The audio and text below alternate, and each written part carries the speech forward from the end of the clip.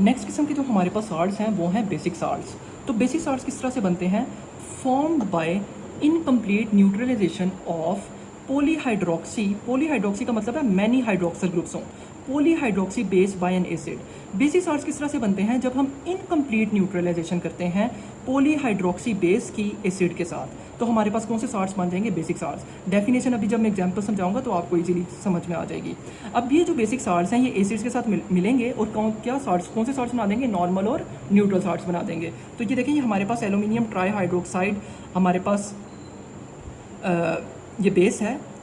Polyhydroxy है ना, hydroxide यानी बहुत ज़्यादा हाइड्रोक्साइड्स ग्रुप्स हैं या हाइड्रोक्सल ग्रुप्स हैं। ये जब एसिड के साथ रिएक्ट करेंगे तो हमारे पास बेसिक साल्ट बन जाएगा।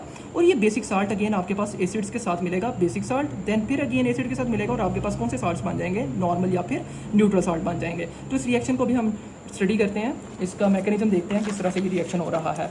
हमारे पास है aluminium try hydroxide AlOH thrice, और साथ में ये रिएक्शन कर रहा है किसके साथ? हाइड्रोक्लोरिक एसिड के साथ रिएक्शन कर रहा है।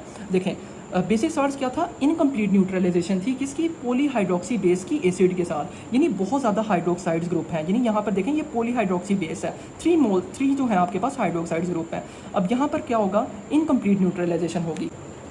अब यहाँ से एक OH ग्रुप रिमूव होगा और यहाँ से एक हाइड्रोजन रिमूव होगा। यहाँ OH3 है ना, तो एक OH ग्रुप रिमूव होगा और एक हाइड्रोजन रिमूव होगा, तो एक H और OH मिलके आपके पास क्या बना देंगे? H2O बना देंगे। ठीक है, फिर पीछे आपके पास कितने हाइड्रोक्साइड रह जाएंगे? एक तो चला गया था, पीछे रह जाएंगे 2, AlOH2 और साथ में क्या आ जाएगा? क्लोराइड Cl आ जाएगा हमारे पास। ठीक है, देन अगेन ये जो साल्ट तैयार हुआ ये साल्ट होगा बेसिक साल्ट। देखें, formed by incomplete neutralisation of polyhydroxy based by an acid. जो किस तरह से बन रहा है कि इनकम्प्लीट न्यूट्रलाइजेशन हो रही है। देखें, सारे के सारे हाइड्रोक्साइड ग्रुप नहीं रिमूव हो रहे एक ही रिएक्शन में से, आहिस्ता आहिस्ता करके सारे के सारे रिमूव होंगे। इनकम्प्लीट न्यूट्रलाइजेशन हो रही है किसकी? पॉलीहाइड्रोक्सी। पॉलीहाइड्रोक्सी बेस ये है, इसकी इनकम्प्लीट न्यूट्रलाइजेशन हो रही है किसकी मदद से? एसिड की मदद से। तो ये जो साल्ट आपके पास बन रहा है, इस साल्ट को हम नाम देंगे ये है बेसिक साल्ट। ठीक है, और फिर हमने आगे पढ़ा कि बेसिक साल्ट अगेन एसिड के साथ मिलेंगे तो कौन से साल्ट्स बना देंगे? Normal salt. ये बेसिक साल्ट था, इसको मैं अगेन रिएक्ट करवाऊंगा एसिड के साथ, AlOH2Cl। इसको मैं हाइड्रोक्लोरिक एसिड के साथ रिएक्शन करवाऊंगा तो देखें हमारे पास क्या तैयार होता है। यहाँ से अगेन एक OH, 2 OH ग्रुप है ना, एक OH और ये हाइड्रोजन, ये मिलेंगे तो आपके पास क्या बना देंगे? वाटर बना देगा।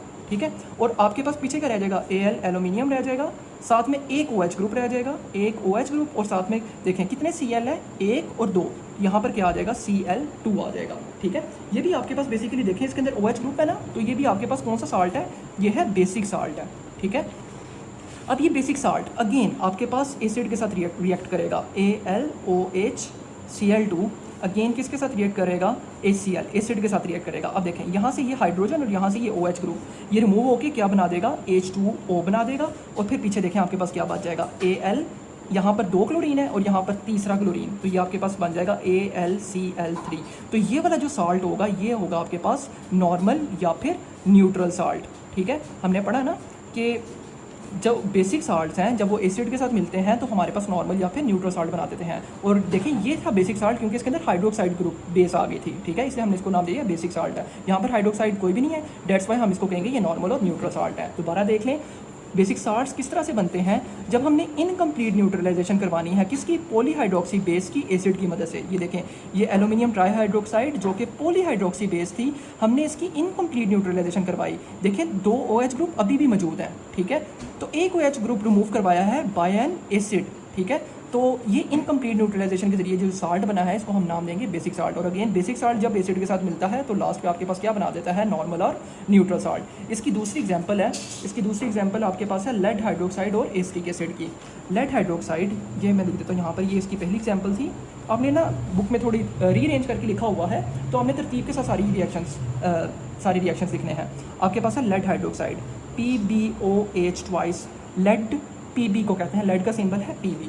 ठीक है, और यहाँ पर इसका रिएक्शन है आपके पास एसिटिक एसिड के साथ CH3COOH जो कि एसिटिक एसिड का फार्मूला है। ठीक है, अब देखें ये है एसिटिक एसिड, मैं लिख देता हूँ नाम एसिटिक एसिड, और ये है लेड हाइड्रोक्साइड, लेड हाइड्रोक्साइड। ये भी क्या है? ये हमारे पास पॉलीहाइड्रोक्सी बेस है। देखें बहुत ज़्यादा OH ग्रुप है ना, ये एक से ज़्यादा है पॉलीहाइड्रोक्सी।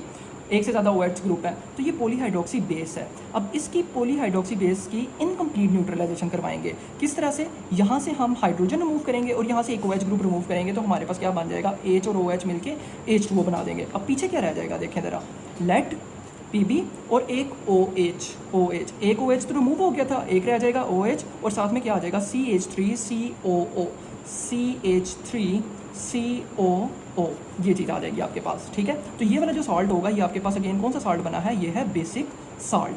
ठीक है, अब ये बेसिक सॉल्ट को आपने किसके साथ रिएक्शन करवाना है, अगेन एसिड के साथ रिएक्शन करवाएंगे। PbOH CH3COO, इसको हम अगेन रिएक्ट करवाएंगे किसके साथ, एसिड के साथ।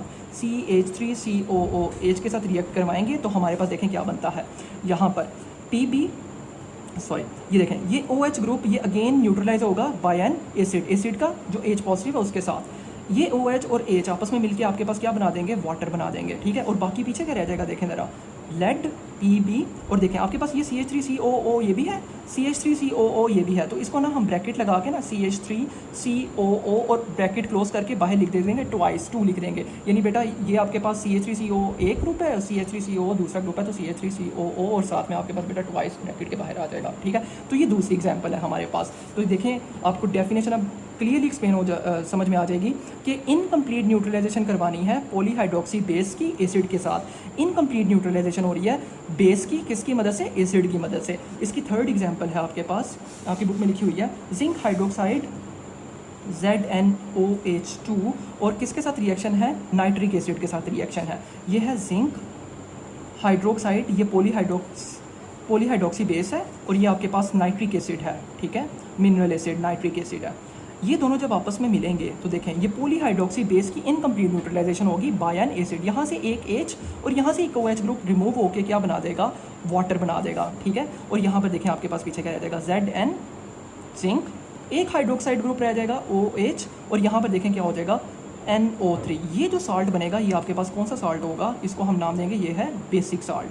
ठीक है, अगेन ये बेसिक सॉल्ट किसके साथ रिएक्ट करेगा, एसिड के साथ रिएक्ट करेगा और आपके पास नॉर्मल या फिर न्यूट्रल सॉल्ट बना देगा। ZnOH जो प्रोडक्ट बनी हमने उसको इधर लिख दिया अगेन, और हम अगेन नाइट्रिक एसिड के साथ इसका रिएक्शन करेंगे।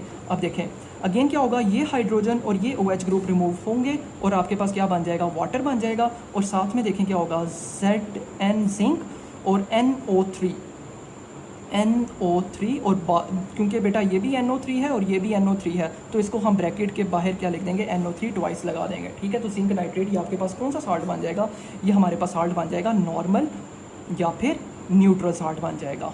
ठीक है, होप सो आपको ये रिएक्शन समझ में आ गए होंगे।